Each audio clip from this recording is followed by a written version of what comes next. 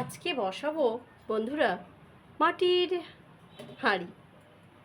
এই মাটির হাঁড়িটাকে প্রথমে জল দিলাম। বানাবো আজকে ডাল, প্রচণ্ড গরম। আর এখানে দেখছেন আমার বিউলির ডাল, অনেকে চৈত্য মুগ বলে থাকেন বা অরল ডাল বলে থাকেন নাকি। এখানে দেখছেন এটা বিউলির ডাল। আমি 3-4 ঘন্টা ভিজিয়ে রেখেছিলাম, তারপরে এটাকে ধুয়ে ভালো করে পরিষ্কার করে নিয়েছি। তারপরে আমি জলটার মধ্যে সেদ্ধ হতে দেব। আজকে বানাবো নিরামিষ থালি। থালির মধ্যে কি কি থাকছে আপনাদের পরে দেখাবো। ডালটা বানাবো দেখবেন আজকে আমি কি ফোড়ন দেব।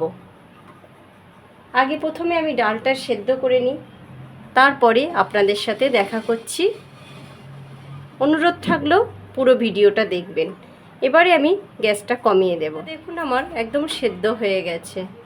এখানে আমি পুরো পেস্ট বানাবো না, আদা ভাঙা একটা বানিয়ে নেব। কেন আমি কুকারে দিলাম না, হাঁড়িতে দিলাম কেন, এমনিতে এই এই ডালটা আপনার একটু স্লিপ ডাল। এবার কুকারে যদি দেন, ঠিক মেজারমেন্ট না করতে পারলে কিন্তু ডাল হয়ে যাবে, আর তখন একদম হড়হড় করবে ডালটার মধ্যে। তাই আমি এইভাবে বানিয়ে নিলাম যাতে অর্ধ ভাঙা থাকে এবং ডালের মধ্যে স্লিপ না থাকে। দিয়ে দেবো আমি এখানে হলুদ দেওয়ার পরে ডালটা একটু খেয়াল করে দেখবেন ফোড়নে আমি কি ব্যবহার করছি। ফোড়নটা হচ্ছে এই ডালের মেন, এখানে কোনো কিন্তু পেঁয়াজ রসুন চলে না। এবারে আমি দিয়ে দেব গরম জল। এই জন্য গরম জল দিলাম যেহেতু আমার ডালটা মাটির পাত্র। আপনারা নর্মাল জল দিতে পারেন। ফুটে গেলে আমি সাম্বারটা দেব।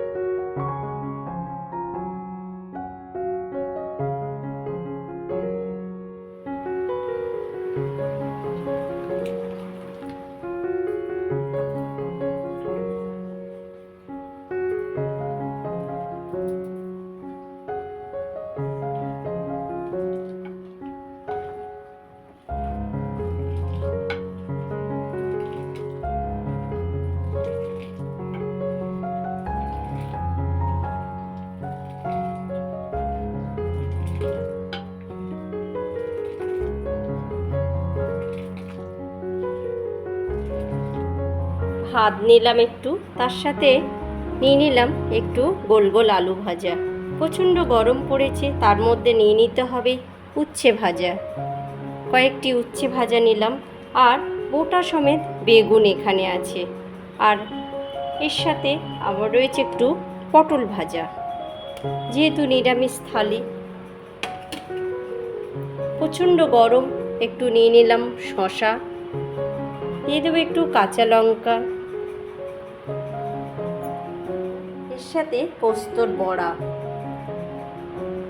2 পিস দেব পোস্তর বড়া। তার সাথে একদম পাতলা জলের মতো কাঁচা আমের চাটনি, আর দেব বিউলির ডাল। তাহলে বিউলির ডাল, কাঁচা আমের চাটনি, পটল ভাজা ও বোটাওয়ালা বেগুন ভাজা, আর পোস্তর বড়া, গোল গোল আলু ভাজা, করলা ভাজা, একটি কাঁচা লঙ্কা, একটু শসা। এটা হচ্ছে আজকে নিরামিষ থালি। আমি আর পাঁপড় দিলাম না, এই জন্যে প্রচণ্ড গরম, এই গরমের মধ্যে আর পাঁপড়টা আমি নিলাম না। যারা পাঁপড় খাবেন এর সাথে একটা সুন্দর করে পাঁপড় ভেজে নিলে আশা করি আপনার নিরামিষ থালিটা অনেক ভালো হয়ে যাবে এবং ভালো লাগবে। আর এই পর্যন্ত যদি ভালো লাগে অবশ্যই একটি লাইক কমেন্ট করে যেতে পারেন। সবাই গরমের মধ্যে ভালো থাকবেন। আজকের মতো নমস্কার।